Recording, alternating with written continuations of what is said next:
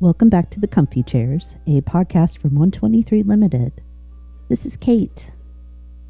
Here's a concept we've touched upon but never really explored in the Comfy Chairs: student leadership. My focus as a professional, a teacher, and advisor is to support mid-level managers.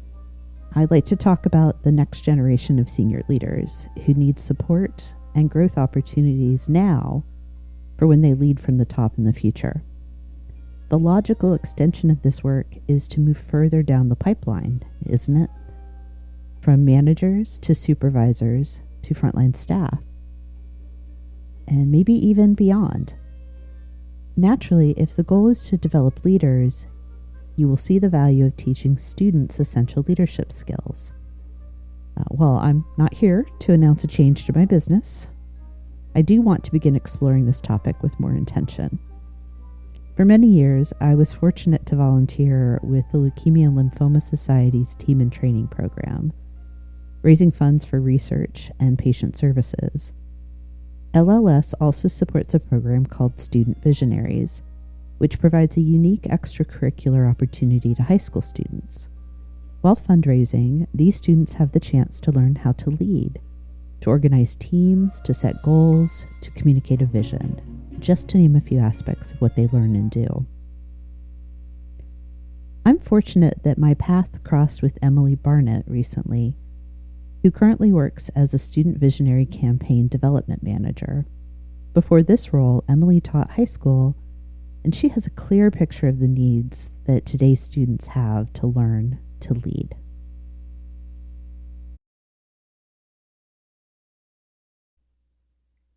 Welcome to the Comfy Chairs, Emily. I always like to take a moment so that my guests can introduce themselves.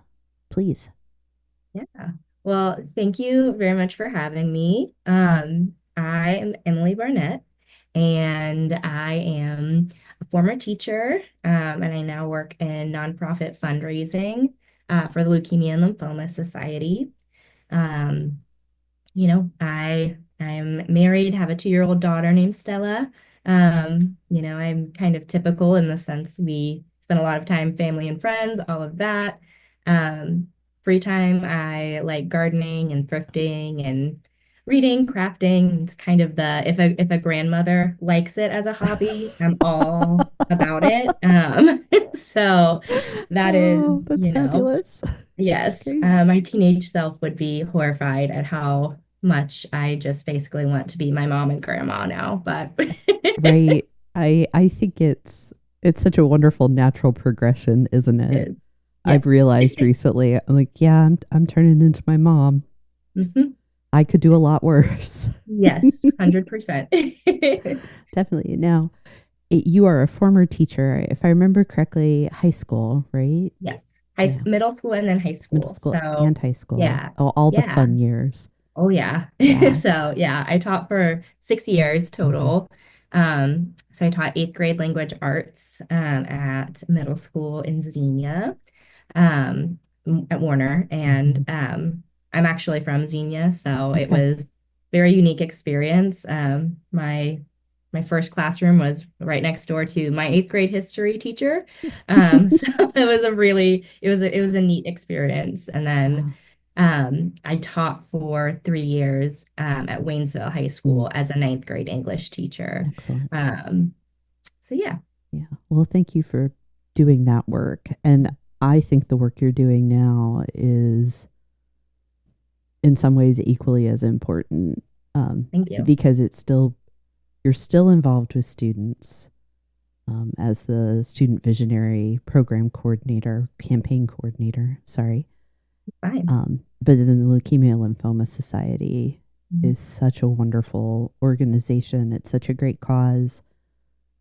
I had an opportunity to be a volunteer with them for a number of years, and they're doing just amazing research. So uh, being able to amplify that even in a little way, and get to talk with somebody who is doing this wonderful bridge between that fundraising but also growing youth. Mhm. I just I think you were doing you're doing something really important and amazing, Emily, and I'm Thank very you. grateful to I have this appreciate that. conversation with you. Well, yeah, and I'm not saying that just because you've agreed to be on the podcast. It's I have a deep commitment to LLS, Mhm, and as we've talked about when we first met, mhm, kind of the longer I think about growing leaders, we do have to be looking further down that road. And as mhm. the workforce continues to change, as the workplace continues to evolve, and it just keeps getting faster, as I think about how different things are now from when I entered the workforce Mhm. about 30 years ago, um, it's nothing like. People remain the same, but everything around us is changing so much. Absolutely. Yeah, so I think where I would like us to be able to start is talk sort of first about, from your perspective, both as a teacher and now as someone essentially leading and mentoring students, what skills do you think are most important for, let's say, juniors and seniors, so 16, 17, 18 year olds, to encounter before they enter the workforce? Yeah, absolutely. This is kind of my jam. This type of conversation, specifically about those skills, I think is so important.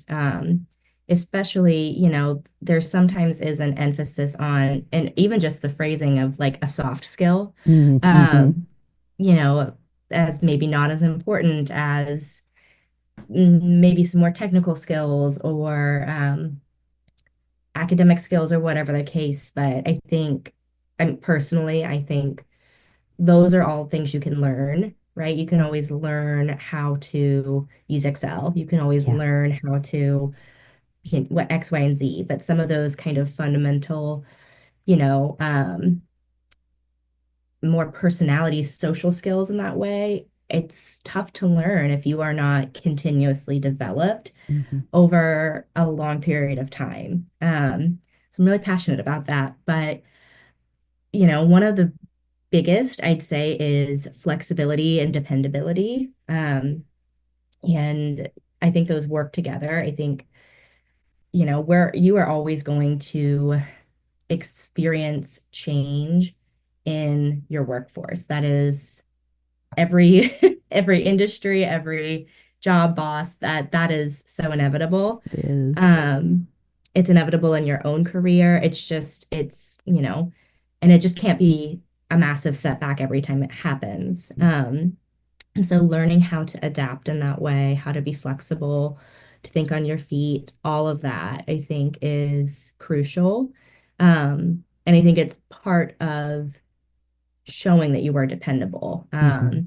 If you are always the person that, is having to say, oh, well, that won't work for me, that won't work for me, that won't work for me, you will get that reputation of being less dependable, less Mm-hmm. not someone that you can people can go to you. And so, obviously within your own personal boundaries and things, whenever you can say yes, whenever Mm. you can, um, try to be that team player, try to be dependable. Um, I think that's an underrated way to kind of show your value to an employer. Um, they're not always the person who gets the medal or gets the Yes. kudos, but I'm sure I can tell you a boss knows like who is going to be more difficult about Mm-hmm. X, Y, and Z than not. And they they appreciate Yeah. the people who, aren't less so that way. So, Yeah. It occurs to me, talking about flexibility and dependability, those are life skills. mhm. And also you mentioned soft skills. The term that I've heard that I love and I'm starting to adapt is human skills. Love that. Right? Because you're Love right, that. there are technical skills, but then there are human skills, and they are not soft. They No. are the hardest ones. I think Yes. that's generally accepted, and we just have to change our language. But flexibility and dependability are so interesting to think about for teenagers because of Hmm. where they are developmentally. Hmm. And providing that thread that they can hold on to as they continue, psychological, physiological, emotional development in the next 10 years of their lives. We have the potential then for those to become habitual as opposed to new skills. Mm-hmm. And recognizing that they are not going to always be successful while their prefrontal cortex is cortexes. I don't know which is correct. Well, those are not fully formed yet. Yeah. But we're planting seeds for the future. Absolutely. For the students, but then also for employers too, right? Absolutely. Because as those new folks are coming in after graduation or after choosing whatever, their educational paths will be into the workplace, a 22-year-old isn't going to have the same higher thinking skills yet, the executive thinking skills, as a 27-year-old or a 40-year-old. Mm-hmm. But if they've spent the last 5 to 10 years having exposure to that, having it been modeled and set as an expectation, it's going to be easier for them. Absolutely. Yeah. It's their muscles that you have to stretch and work. And that's all of those skills. I think the human skills, if you don't exercise them, if you don't practice them, they're not inherently in us necessarily. I mean, we the hunter-gatherer, survival of the fittest, whatever mindset, it from that evolutionary standpoint, it's not necessarily in our nature to think of others always or think of the grand, larger picture. And so we do have to teach, and what sets humans apart from animal species is that we have the mental capacity to think of that larger picture and to, view it from that way. And so it's absolutely a muscle. We have to practice it. We have to have it part of a conversation. Because if not, then we can't just expect young people to just have the skill without having ever been taught it, ever been expected it. Yeah, for sure. I think that's something, if we can't change, so we're talking about students, but there is the change I think that needs to happen on the employer side of the equation as well, that you cannot expect your literally entry-level employees, the people who are just entering the workforce, to know the things that to know how to navigate. I'm not really a big fan of the generations conversation. I think there's some usefulness for us to have like commonality and alignment with people our own age. I don't think we have to label people based on their age, though. That really it's parenting, historical events, that sort of shared experience, and technology are the things that really tell us more about people's behaviors and attitudes. And I think we've created a lot of unnecessary conflict because we label generations. And there are so many different stages of life represented in the workplace now that it's understandable that sometimes leaders forget that my newest employees don't know what my more tenured employees do. And it happens to be an age differentiation. But if we can equip those newer folks, those students who have become part of the workforce over time, if we can equip them with some of the language and understanding, even if they don't yet have the skills, I think it'll make it easier for everyone. But the employers have to recognize there's no way that a first-time job holder can know what's expected of them inherently. It's not a secret that it's a first-time job. Right. When you hire them, you look at the resume, you there has to be some level of understanding on the employer that this of what you're getting into. That's, and so Mm-hmm.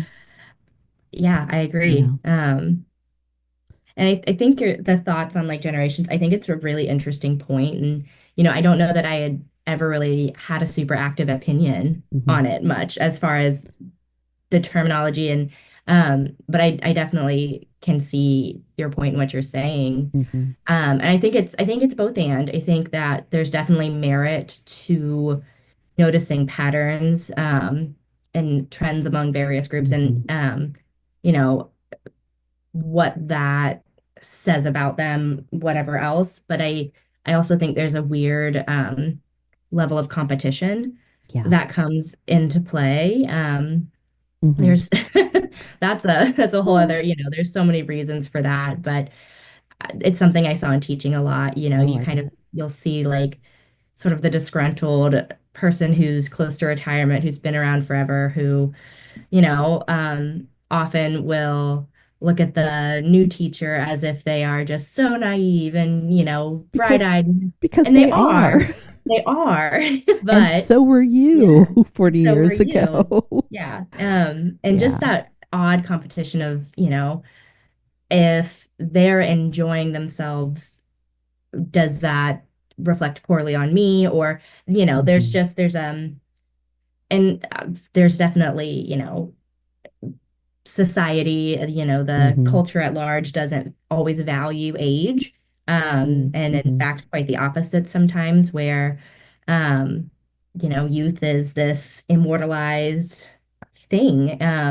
So the one thing that some of these employees who've been around a while maybe feel that they have the edge over is experience. And Yeah. so, if there's belittling to be had, sometimes that is the case because Right. it's everyone's always going to grasp it. Right. My back Their may pain. hurt every single day when I wake up, but at least I know how to get this job done without having to ask anyone. Right. Correct. Yeah. That's a And that's an yeah. interesting point that some of that tension comes from we do idealize youth Hmm. and the whole like youth is wasted on the young. Yeah, it Hmm. is. We idealize it and we also mock it. Yeah. We Um, marginalize it at the same time that we hold it up. And mhm. that creates a horrible circumstance. But no wonder for young people navigating that, it's so confusing. Yeah. Yeah. And And but at the yeah. same time, as parents, we've been teaching those folks who are 16, 17, let's say up to 20, 22 or older, we've been teaching them how to advocate for themselves, how to take better care of their mental health. Hmm. We've demonstrated that one, you can't have it all, and two, work-life balance is another lie, Hmm. frankly. So you have to make difficult choices about how much am I going to work? How am I going to live? Hmm. Because it can't be this like perfectly separated thing. Hmm. So it's no surprise that with all of the information available to folks, with the way we are raising, are we on alpha at this point that we would be talking about it? Even Yes. though I'm like It's generations blah, but I think it's alphas like the youngest alphas I think have been born. And I'm not sure okay. what the one after I think my daughter is alpha. Yeah. But I think Well, I lose track too as this is well. this is part of my point about the Yeah. generations is there's no authority that defines it. No. And Yeah. there's people also align themselves one way or the other based on what is appealing to them, but Okay. I digress. Uh, anyway, so let's say these young adults, we've raised them, we have set examples for them, good and bad, and now we put them into an environment that does not match what they've been taught and what they've seen. Hmm. And employers are surprised that they're dissatisfied Hmm. with their circumstances. And objectively, that's just That's just silly. Hmm. Yeah, it's when I was thinking about some of these things, you know, a lot of it is sort of the concept of the sweater, where if you pull a little bit of a thread, Mm-hmm. the whole thing could unravel, where it's um it's a multifaceted problem. Mm-hmm. It's an extremely complicated problem. Um, what we are seeing in the workforce today of just high turnover or like lacking in skills, all of these things that we're hearing about, it's an extremely complicated problem that doesn't really have a good single one solution. It And does I think not. that's discouraging. And I think there's a lot of kind of burying heads in the sand about Mm. it to, just not, I don't really want to unravel the whole thing. I'm not Mm-hmm. really ready to go that deep. And so we'll just kind of put a Band-Aid. Yeah. And unfortunately, I think a huge part of the shift we've been seeing in the last, 20 or so years is that we've got Band-Aid on top of Band-Aid on top of Band-Aid on top of Band-Aid. Mm-hmm. And underneath that whole Band-Aid, there is an infected wound that we never have Yes. dealt with. That's a really gross analogy, but Well, um, it is you like know, the modern workplace is kind of a gross thing it right now. there's yeah, and I I don't know that there is any one singular answer, but I think it's a big piece of it is there needs to be some priority shifting, at least Mm. at the employee or employer level. Yeah. We instead of thinking of, volunteerism or mentoring or X, Y, and Z as extras in addition to your work, that should be an integral, if not one of the top parts, because how are you ever going to continue to populate your workplace, your workforce, Mm-hmm. if there's no investing happening into youth, into those are your next workers. Exactly. Um, it is your problem. Yeah. It is your problem to have and to fix, and to do your part. Mm-hmm. That your community and how it's thriving, that is your problem as an employer. And, how your schools are doing, how that happiness factor people feel to stay in their job, that is your problem Yeah. as a boss. And if your thoughts on mentoring and volunteering and X, Y, and Z, if it's, you know, I'll do this here and there a little bit, I will do it to kind of appear to, to show up in that way, but not necessarily make it part of my workplace culture. Mm-hmm. It's you might as well not at all. I mean, Exactly. it's good to do a little good, I guess, better than nothing. Yeah. I think But yeah. you have covered, well, one, a couple of really good points and some things that I think are important to sort of move into Hmm. some of the further subjects I want to talk about.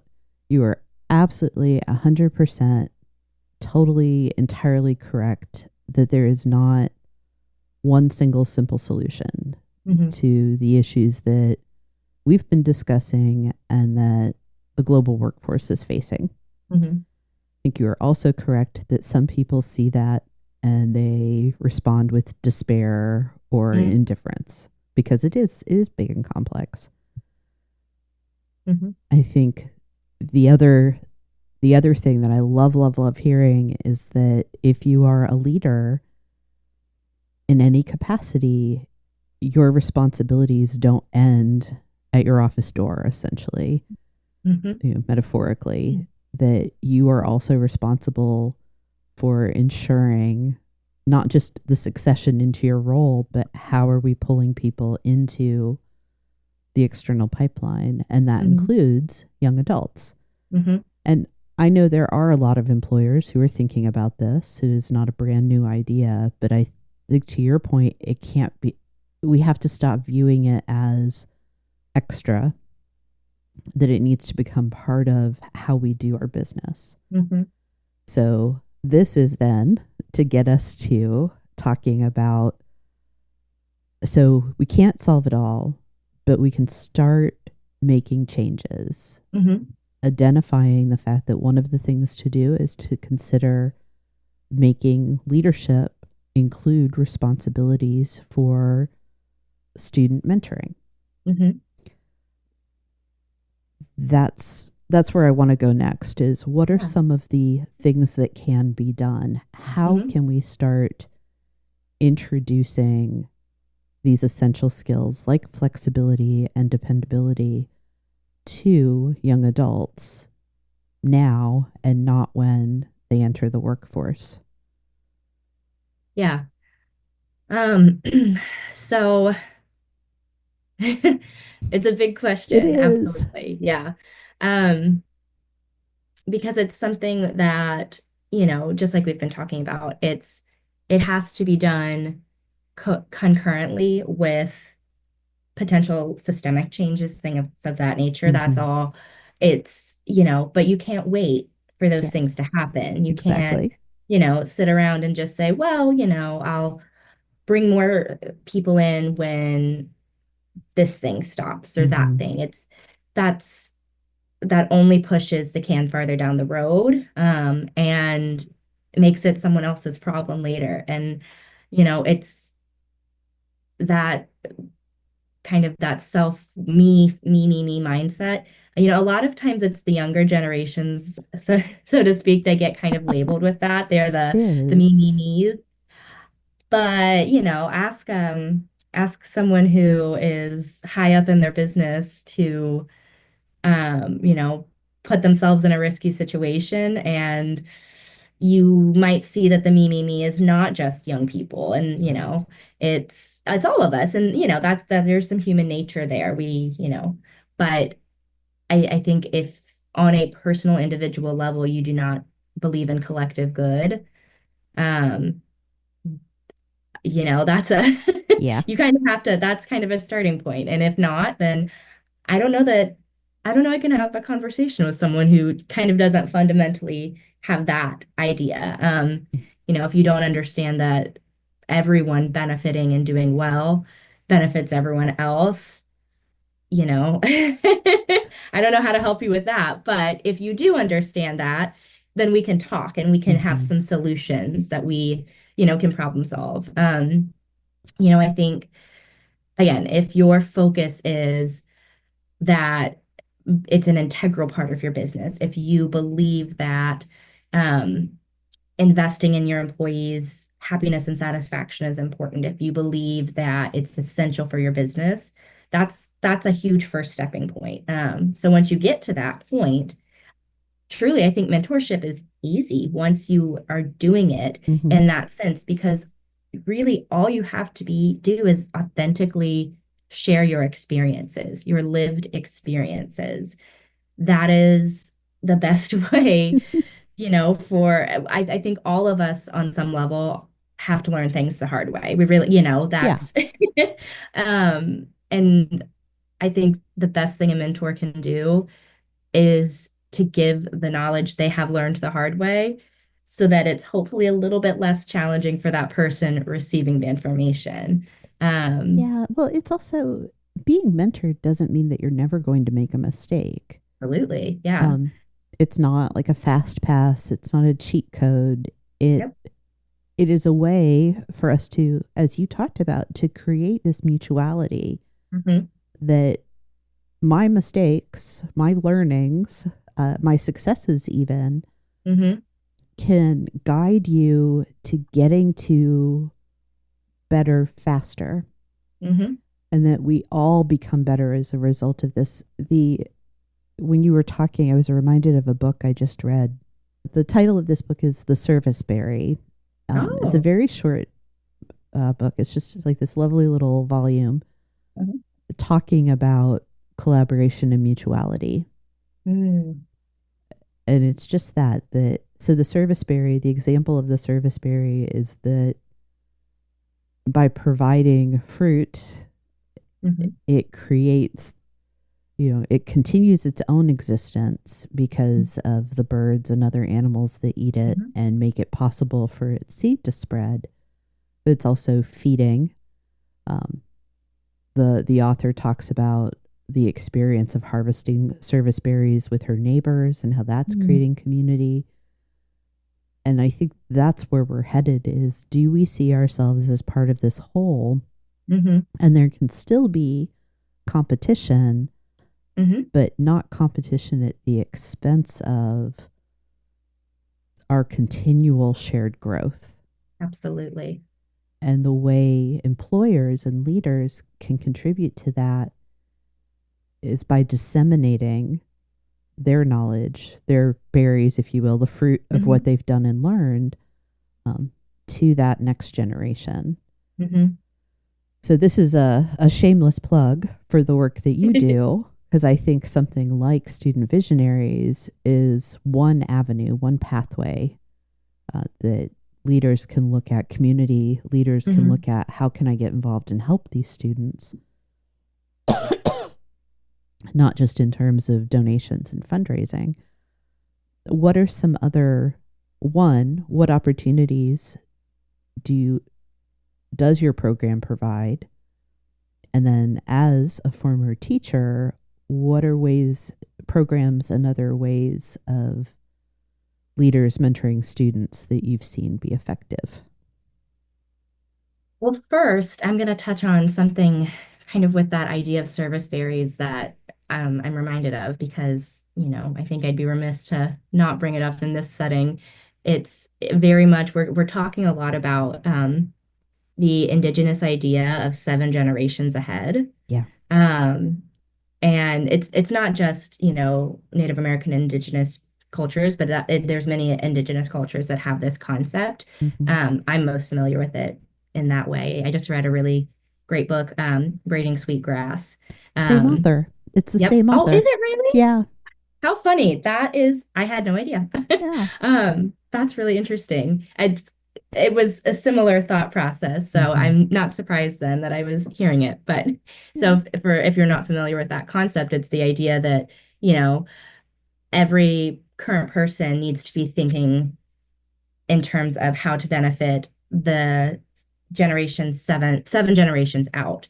And the number is, to my understanding, arbitrary. It's more so just to be thinking ahead, to be Mm-hmm. thinking of your future, of the future lives of others. Yeah.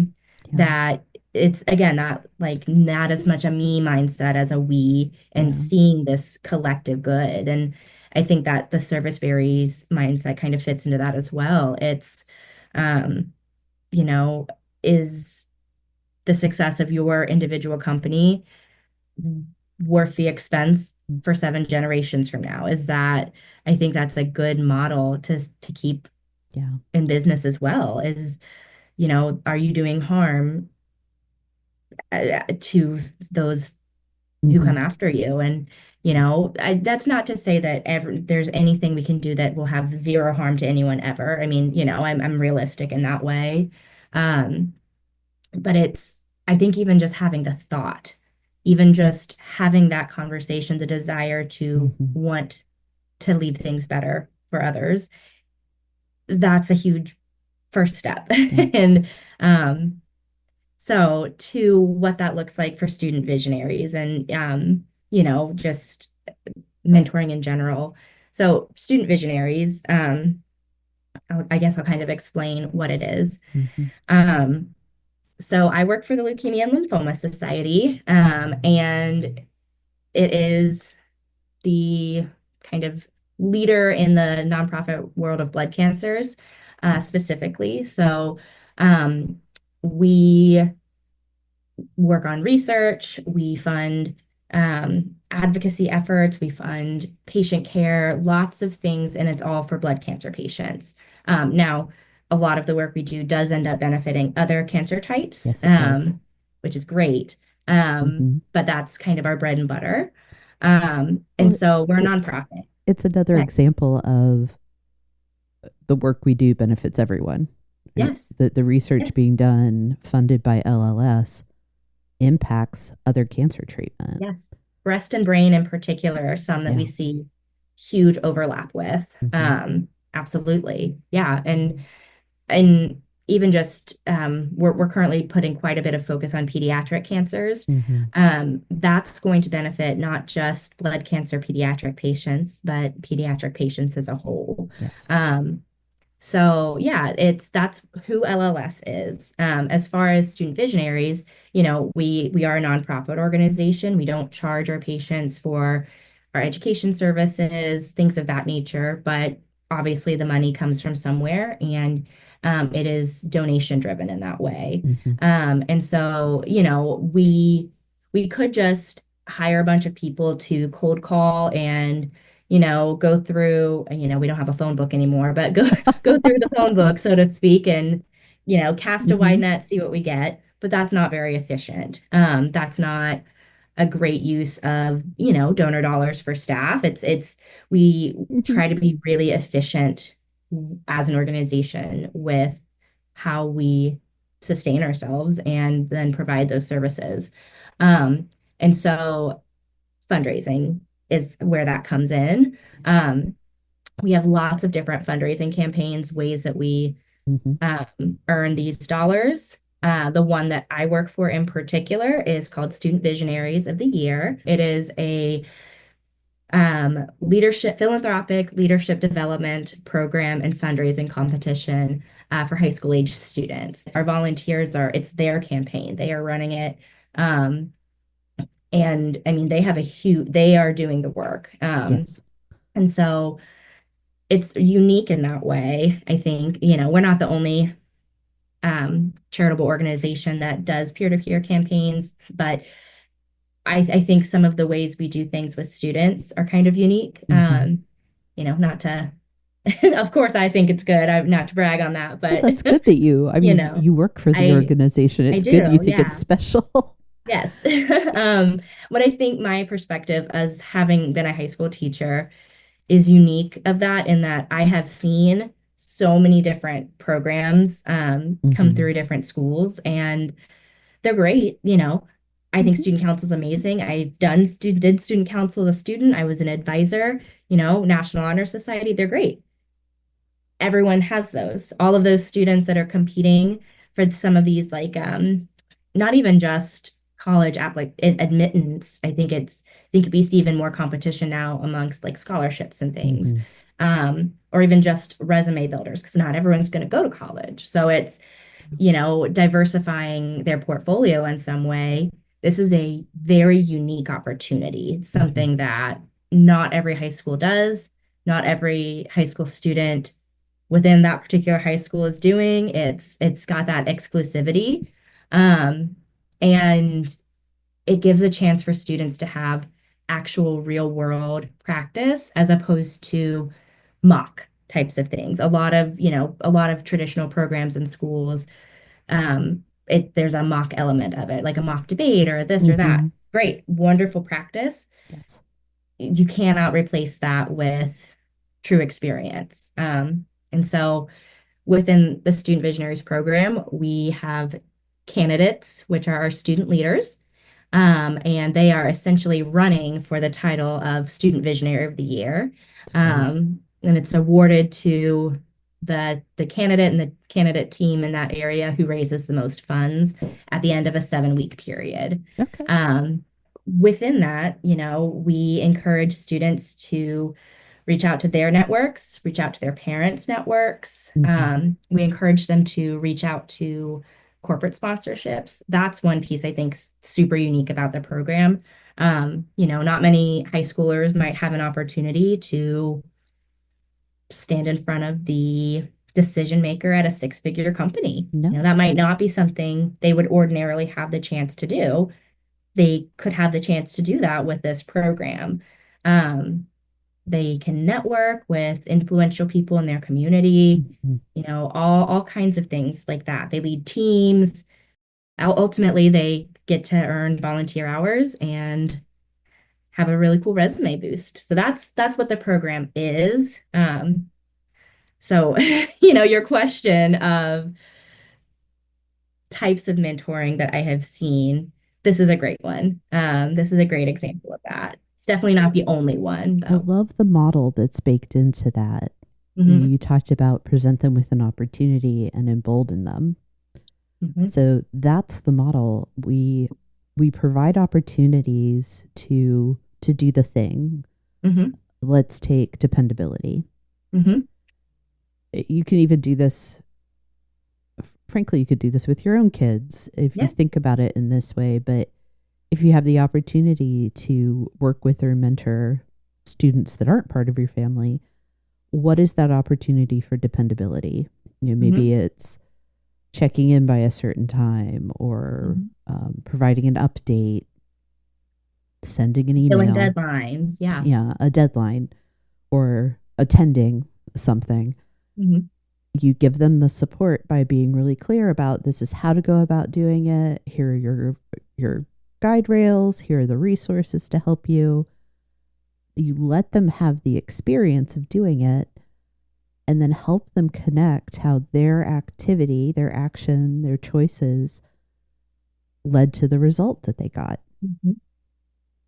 And frankly, that's just management, isn't it? Absolutely. Here's the Absolutely. expectation, your opportunity. Here's the support that you'll receive. Your actions lead to results. Hmm. And there's feedback and learning that happens throughout that cycle. Absolutely. Yeah. Mm-hmm. This is not a groundbreaking, No. unique thing in that way. This is, it's very kind of par for the course. And Mm-hmm. it's, I think it's the that's not to say it's completely average or anything like that, but that's the motto that employers, it's what this conversation we've been having. If you want X to happen, you have to provide the steps for how to get to X. And if you don't, you cannot be upset when X does not happen. Kind of going to, what can schools do, or what can we do, or what is that good mentorship going to look like? I think, you know, the biggest thing people can do is to be authentic. I think, Mm-hmm. when you are posturing yourself as someone who has it all together all the time, you lose everyone. You will never win people over by never showing any weakness, never Mm-hmm. showing vulnerability. To shift that mindset from seeing your failures as this horrible thing to never discuss, never whatever. It's failure's a good thing. It's a good thing to Mm-hmm. fail. You learn so much from it. And it says you tried. Yeah. If you have not failed at anything, you have not ever once put yourself out there. And I don't trust a leader like that No. myself. Right. I trust the ones who have the courage and ambition to be vulnerable, to try new things and admit when they have failed, see how to fix it and move on. I think it's an incredible teacher, Mm-hmm. in, figuring out how to invest into your own community, invest into Mm-hmm. the youth in your community or wherever, Well, invest into the new workers. I recent It will yield positive long-term impact on you as a person and your business. That's just, Mhm. it will. Yeah, I recently met someone who is self-described as a serial tech startup Okay. executive. Interesting. You hear someone whose work, whose business, whose bread and butter is always being at the beginning stages, like Mm-hmm. get it stood up, sell it, go to the next. And I was telling her that my area of specialty is succession planning and talent development. Mm-hmm. So identifying who today can be leaders tomorrow, Mm-hmm. and what are the programs and support that take to get from A to B. And she's like, wow, I don't know if that has a place in startups. I said, well, I can make an argument for it actually, that because startups have to get to a point where they transition Mm-hmm. from starting to Mm-hmm. operating. Mm-hmm. And if you're baking in this idea of we have that long view and we're thinking about how will we lead going forward, what roles will we need to accomplish that next stage of work, you're creating this path that's going to allow for longevity over time. Mm-hmm. Mm-hmm. And I think that is the very same mindset that we need to push beyond the workplace and into our school systems, our communities, whether it's your church or a community center or your neighborhood, whatever that looks like for you. Are you beyond the point of here's what we need today? Mm-hmm. Because that is a startup mentality that won't necessarily go the distance. Your example of the 7 generations, I think, is wonderful. I think it's 7 generations, if I think about it, that is typically the most that any person will know. Mm-hmm. Going back to great-grandparents and forward to great-grandchildren. I am thinking beyond my frame of reference, beyond what I will experience. Thinking about how do we grow students to become leaders at any level is a way to prepare legacy. Mm-hmm. Absolutely. Yeah. You know, I think the larger conversation being had kind of just in general, the global workforce. I think there's a season of growing pains, where it is square peg round hole. You know, there are certain ways things have always been done that we have, you know, we have just operated in that, quite frankly, are just not going to work anymore. And, you know, we can continue to try to square peg round hole. We can try to shape ourselves into, try to force it to be what it's been, but it's really not, that's not realistic either. It's, you have to take apart the the round hole, so to speak, of the square and build something new that will fit where we are heading. And to deny that, to act as though, you know, I hate this is something I've seen a lot with education. There's so much emphasis on like, well, COVID did this or that. COVID didn't do. This is, we are COVID exposed. These are problems that it exposed. These are problems that have been building and building and building for decades. And COVID, what it did was it brought it to the forefront. It was a stop. It was a stop in that cycle that we've been in, to where we kind of had that opportunity to slow down and really look and see. And so then now trying to go back into this mindset of where we've always been, when we've become aware of those issues, it just, you know, and so.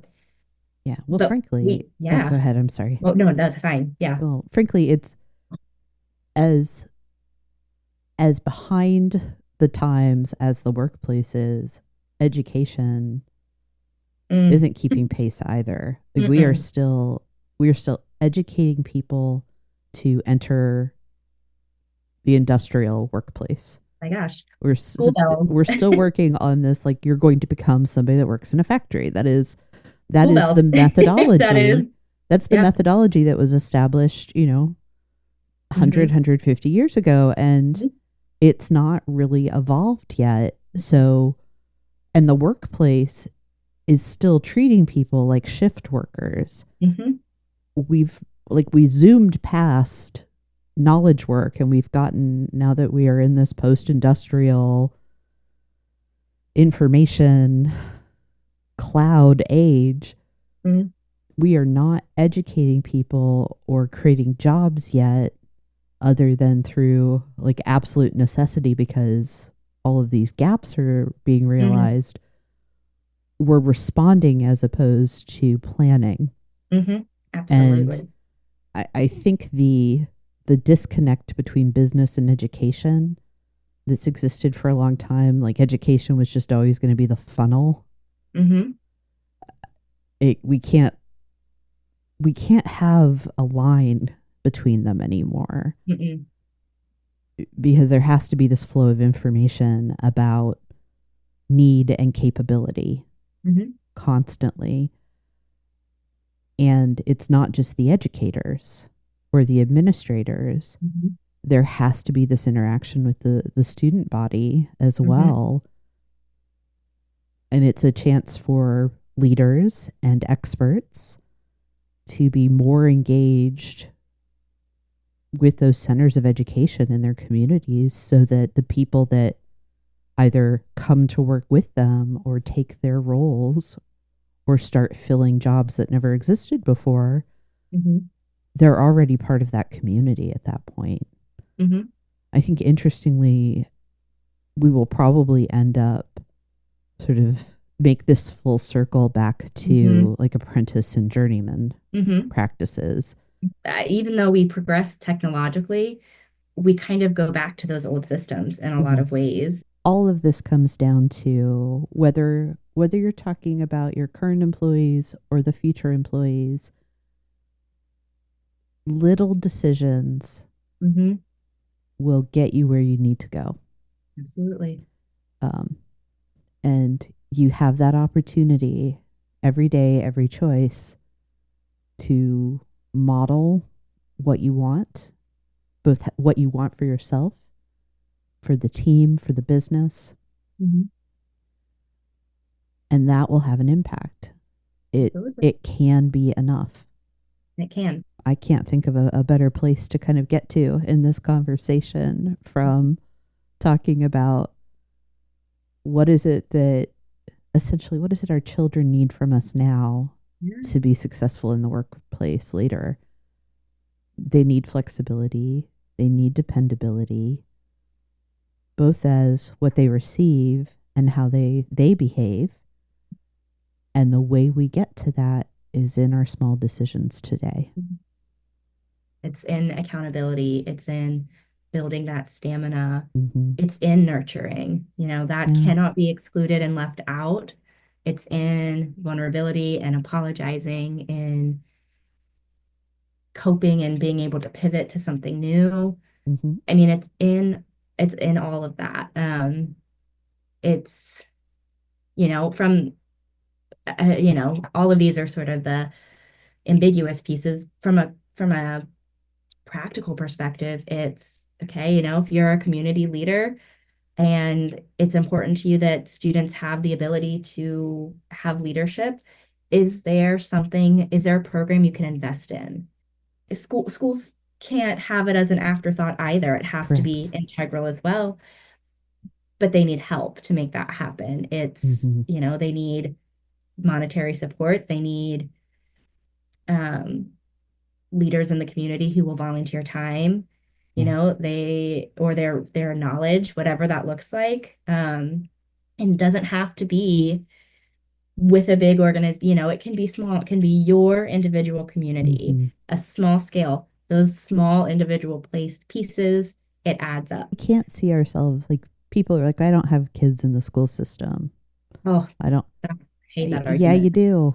You You do. do. Because those kids are going to grow up, and if they stay in the community, one, they're going to be your neighbors. They're going to be taxpayers.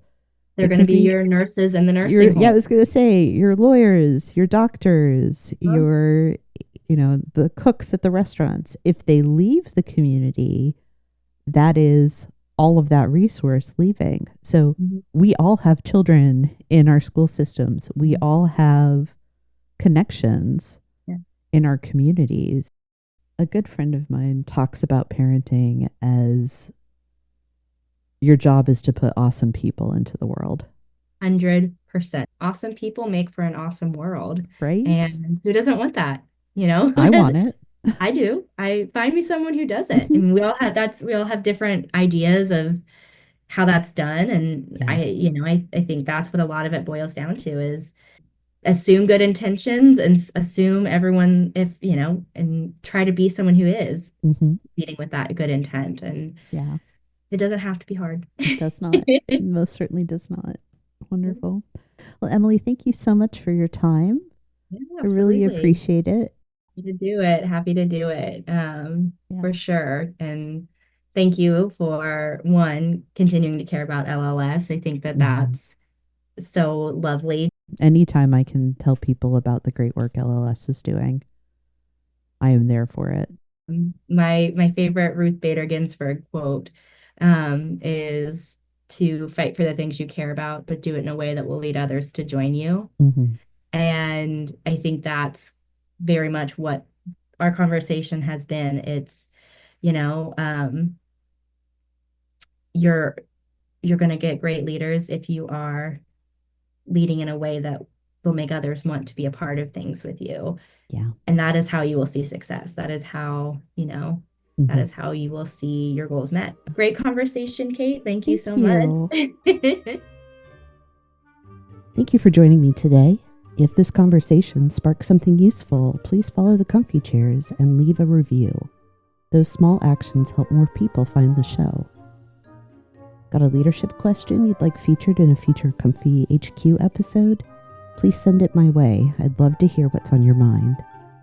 And when you're ready to move from ideas into action, 123 Limited helps leaders build stronger teams, sharper strategies, and better talent plans. Learn more at 123limited.com. That's ONE23LTD.com. Thanks for listening.